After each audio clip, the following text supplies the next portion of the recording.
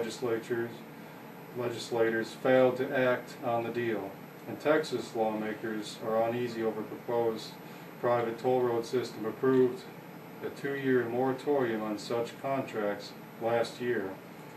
David Fisher, who manages Minnesota's state-owned properties, a few years ago under former Governor Jesse Ventura, warned that the state has a hard time finding buyers for such properties as old mental institutions. Fisher said some public properties belonging in private hands, such as Giants Ridge Golf and Ski Resort, a top-rated getaway in Beluick and Ironwood, a museum and library of Tristone, both are owned and subsidized by Iron Range Resources, a state agency. Certainly those things could be privatized, I think, without harm to the state, but I don't know that you could find the right buyer, Fisher said. And like the article said about the Chicago Skyway here, I'd reported that in the past, Macquarie, and you can go to www.macquarie.com. It's a private company based in Australia, and right on their front page they actually brag about leasing the Chicago Skyway. So what you're reporting here is the people pay through taxation to build these roads. The incompetent government squanders the money, broke, then sells the infrastructure to privately owned companies, and then they make them toll roads, and then again make the peasants pay to use the facility that they paid for to build to start with. So I haven't really counted it up here, but I mean, we're getting screwed at least 3 or 4 different ways here. First, you know, our tax, like you say, we paid for these parks and roads, you know, decades ago. Then, you know, the government gives all our tax money to the banks, so they're broke.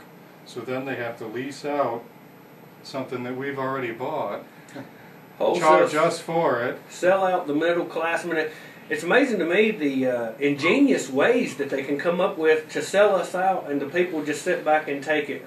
Just take it. Don't say nothing. Sit back in the recliner, drink beer, watch, you know, the game, or Dancing with the Stars or American Idol. Well, if there's not a grassroots effort made to oppose this kind of complete sellout of the middle class, it will happen. I mean, this has been talk of some of this in North Carolina, and something else we had from an email where, because now, well, I'll just read it now because I thought this was good. A gentleman sent us an email. This is from Coov. We had a fuel tax system that is charged by the gallon to help pay for our roads systems based on how much fuel you use, which would reflect how much use of the road system. That seems fair. However, since the people can't afford to drive as much, the federal government claims it doesn't have enough money to make ends meet, and they want to charge us more for what we already can't afford. And this is from Washington Post. Motorists are driving less and buying less gasoline, which means fuel taxes aren't raising enough money to keep pace with the cost of the roads and bridges and transit programs. That has the Federal Commission that oversees finance for transportation talking about increasing the federal fuel tax. A 50-cent increase in gasoline and diesel taxes is being urged by the Commission to finance highway construction and repair. The government devises another way for motorists to pay for using the public roads. Now, this was reported on CNN just yesterday. I saw it, and the government is saying people are conserving, driving less, so the revenues went down. The middle class can never get a break, so now they say they will have to raise our federal gas tax from 18 cents a gallon to 28 to 30 cents a gallon, and do the same with diesel. The raping and oppression of the middle class goes on, and I think that's very good information, something we need to keep follow up on, and definitely report when it starts coming to a state near us, which it will sooner or later, especially if this it's definitely wrong, everything that's, you know, happening to the middle class, but I believe in some ways we deserve it. We sit back and just take it and never do anything about it. I mean, Farron and I come down here, do the show every week. Contrary to what some people may think, we don't make any money. We actually spend money. Yeah. One thing I wanted to mention also, last week when we had Jason Burmis on, you know, a lot of people think because, you know, he's a big-time movie producer, he's making millions. Well, I'm here to tell you he's not. He's barely breaking even on some of these movies that he's made. Well, this has come back up in the news, and a recent incident which armed riot police raided a Michigan junior and high school as part of a drill that the children were not aware of was about to take place raises the bar in the pursuit of an agenda to fully transform public schools into prison training camps set up to breed continuous generations of obedient slaves. The Associated Press reports a school safety drill that included police officers in riot gear with weapons has caused concern among some parents who say it was too realistic and frightened some students. Students who were unaware police were conducting a drill were taken from classrooms into the halls, patted down by officers, and asked what they had in their pockets, the newspaper said. Some of these kids were so scared they were just about to wet their pants, says Marge Bradshaw, a parent with 4 children in the Godfrey Lee schools. I think it's pure wrong that the students and the parents were not informed of this. The students were not told that the drill was about to take place, and the teachers were given just a moment notice.